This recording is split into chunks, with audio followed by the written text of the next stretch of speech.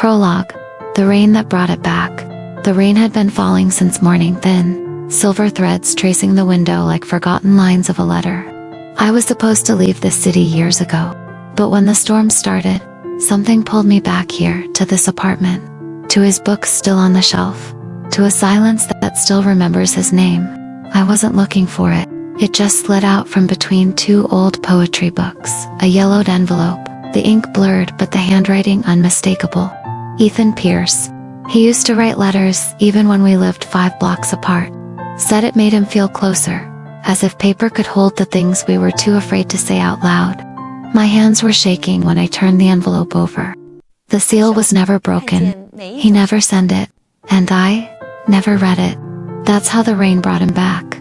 Not his voice, not his touch, just this letter. Waiting for a day I was finally brave enough to open it. Chapter 1. The Window Seat. There's a corner table in Whitman Calf that no one fights for except me. It faces the street, but the window is old, the glass a little warped, so everything outside looks like it's been softened by memory. People pass as watercolor, a red umbrella, a yellow taxi, a kid with a backpack that keeps slipping off his shoulder. If you sit here long enough, you stop waiting for anything to happen and start noticing that everything already is. That morning, I had the window seat and a sketchbook I didn't know how to use. Engineers aren't supposed to draw. We make the world hold still with numbers. But the light was good early sunlight that touched the table like it had been practicing all night, and I wanted to keep it. I drew the cup first, then the shadow of the cup, then the little chip on the saucer that I'd never noticed until I tried to draw it. Isn't that how it works? You only learn a thing when you try to hold it. She walked in with the rain still clinging to her hair, even though the sky had cleared. She was carrying a cardboard box, like it contained something alive, something that would bruise if you breathed too hard. She looked around, measuring the room with her eyes, and for a moment I thought she'd missed the window. But she didn't. She came straight to the corner, like the day had been saving it for her. "Is anyone sitting here?" she asked. Her voice was quiet and certain at the same time, like a secret that had already chosen me. "No," I said. "It's yours." I didn't mean to sound like I was giving her the seat for good, but maybe I was. She set the box down carefully and smiled. It wasn't a showy smile, more like a soft yes to the world. We did the normal choreography, ordering, waiting, the small talk that rearranges strangers into people. Her name was Claire. She worked at the bookshop on Maple, the one with the bell that always rings a half-second late, as if it's shy. On Tuesdays, she helped hang postcards from local artists on a string by the register.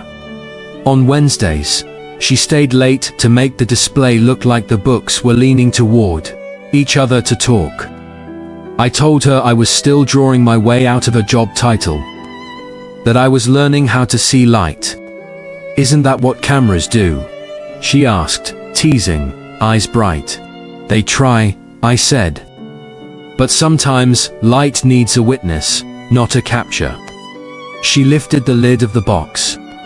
Inside, there were paper birds, hundreds of them folded from torn-out pages, some with underlined sentences, some blank. She took one out and set it in the sunlight. The shadow made wings bigger than the bird itself. "They were going to recycle these old catalogs," she said. I asked if I could give them another life. "Postcards and paper birds," I said. "You rescue quiet things." She tilted her head. "Maybe quiet things rescue me." We talked as if someone had wound the room with a gentle hand and told the clocks to be kind. She asked about the sketchbook.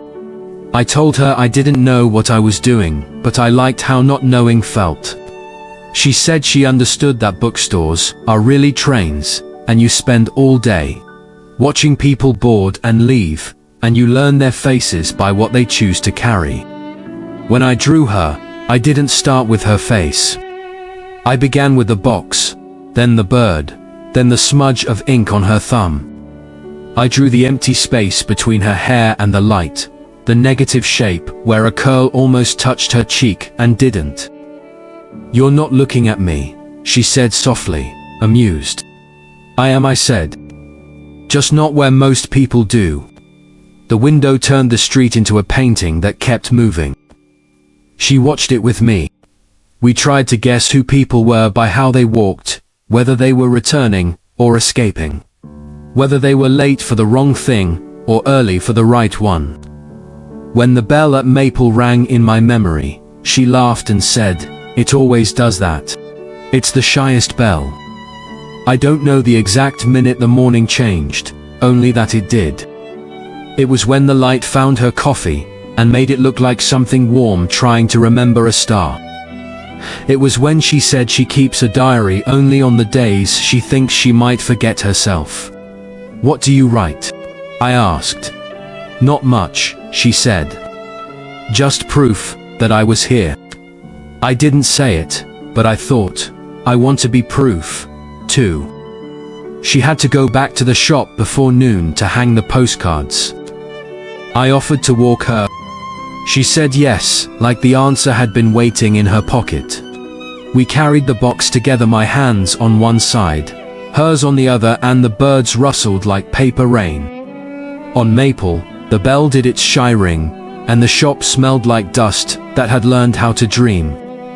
She set the box by the counter and turned to me with that soft yes again. "You should come by on Wednesdays," she said. "That's when the books talk." "What do they say?" "They argue about endings," she said, deadpan. "Whether the brave thing is to heal or to ache." I left her by the postcards and walked back to Whitman, with my hands empty and my pockets full. I sat at the window seat and drew the bell from memory. Then I wrote a sentence under it, a sentence I didn't know I'd been keeping. "Some people arrive like weather. Some stay like light." Chapter 2, The Silence Between Words. Sometimes love doesn't fade, it just turns quiet, like a song still playing in another room. You can't hear the words, but you know exactly what comes next. We kept meeting every Wednesday. He always took the window seat. I always brought something new to hang. Postcards, paper birds, anything that looked like patience. Ethan liked to sit where the light was moving. He said the world told its stories through shadows. I didn't notice when the shadows started falling between us. He stopped finishing his sketches. Half-drawn lines, faces fading into blank paper. When I asked if something was wrong, he smiled too quickly. "No, just tired," he said. But tired isn't supposed to look like goodbye. One evening the shop was empty, except for us, and the ticking clock that refused to keep the same time twice. He was sketching the doorway. I was rearranging books that didn't need rearranging. Every sound suddenly felt too loud. The pencil, my breath, his silence. "You haven't shown me your new drawings," I said. He didn't look up. "They're not ready. You used to say nothing's ever ready. That's why you draw it." He nodded, still not looking. The pencil stopped. The rain didn't. "Ethan, what's wrong?" He exhaled, looked at me as if trying to memorize the shape of now. "Nothing you did," he said. Then softer, "Just some things I can't fix." "Then let me help." He smiled, but it was the kind that breaks instead of answers. "I can't ask you to wait for something that might not come back." The clock on the wall finally agreed to stop pretending. It struck 7. Or maybe it was goodbye. He left his sketchbook on the table. When I opened it later, the last page was blank, except for a single sentence in his neat handwriting. "When light stops coming through the window, don't wait, go find the sun." I didn't cry then. I just stood there, listening to the rain collect in the gutter, wondering how a world so full of sound could feel so silent. Chapter 3. The Letter You Never Read. Claire, I don't know when I started writing this. Maybe it was the night the doctor said we caught it late. Or maybe it was earlier, when I first lied to you and called it a bad cold. I told myself I would send this when I got better. That's what people say when they're afraid of goodbyes. They build a door out of words and pretend it leads somewhere. You always believed in saving quiet things. Maybe that's why I loved you first, because you never rushed to fill a silence. You waited for it to mean something. Now I'm writing from a room that hums like a machine, trying to remember how to breathe.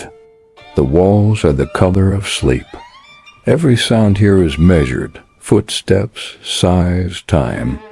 When night falls, I count the seconds between the monitors, pretending each beep is a heartbeat you might still hear. I keep the sketchbook near the window. There's a small tree outside, bare branches, stubbornly alive. I tried to draw it, but my hand shakes too much. Still, I like to think the lines will find each other when I'm gone. Do you remember the day you asked me why I draw? I said, to hold the light. You smiled and said, then promise me you'll keep some for yourself. I didn't. I kept it all in the sketches. In your hands, your shadow, the curve of your name. Now I understand what you meant. Light isn't something you hold. It's something you pass on. I wanted to tell you the truth, but I couldn't bear the way truth changes faces. You would have looked at me with mercy, not love, and I was too selfish to trade one for the other. So I left before the diagnosis could finish its sentence. Before you could start asking the kind of questions that don't have answers. I thought I was protecting you. Maybe I was protecting myself from the moment you'd stop smiling first. There's a drawer here with all the letters I never mailed. One to my mother, one to an old friend, and this one, yours, the only one that feels alive. If you ever find this, it means the world has been kind enough to carry my silence to you. Don't keep it. Read it once, then let the rain have it. If I could see you again, I'd tell you that the window seat's still yours, that I kept your paper bird, that I learned too late that love isn't about staying. It's about leaving something worth finding. So if light ever stops coming through your window, don't wait. Go find the sun.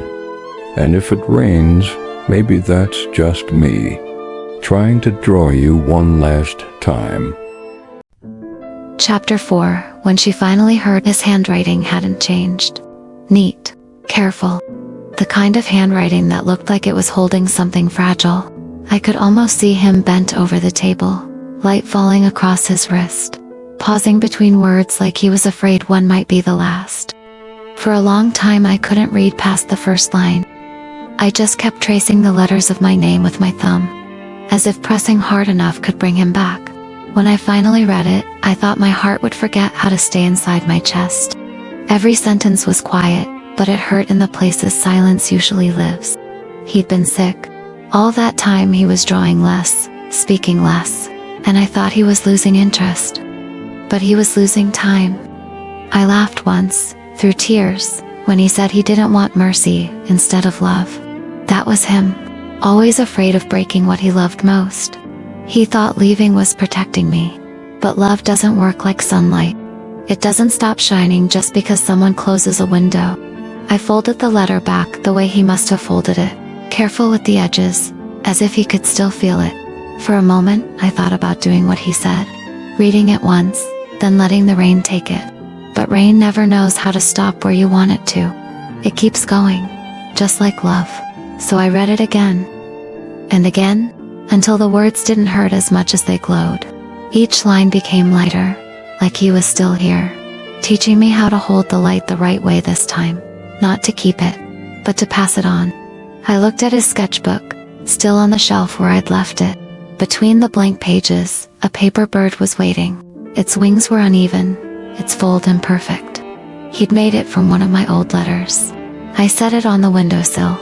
The rain touched its wings, and for a second, it almost looked like it would fly. Maybe this is what he meant, that love doesn't need to stay to be real, that some people leave you something that never leaves. I whispered to the window, just in case the rain still carried him. You were right. Light isn't for holding, it's for finding. Epilogue voicemail number 23. Hey, it's me again. I know, it's been 22 times already. Guess that makes this one. Number 23. I keep calling because it still rings, you know? The line's still open, like the world's pretending you might pick up. I found your letter. You told me not to keep it, but you know me, I'm terrible at letting go. You said if light stops coming through my window, I should go find the sun. Well, today I opened every curtain. The sky's gray, but it's still light. Maybe that's what you meant. I put the paper bird on the windowsill. It's falling apart a little, but it still catches the wind sometimes.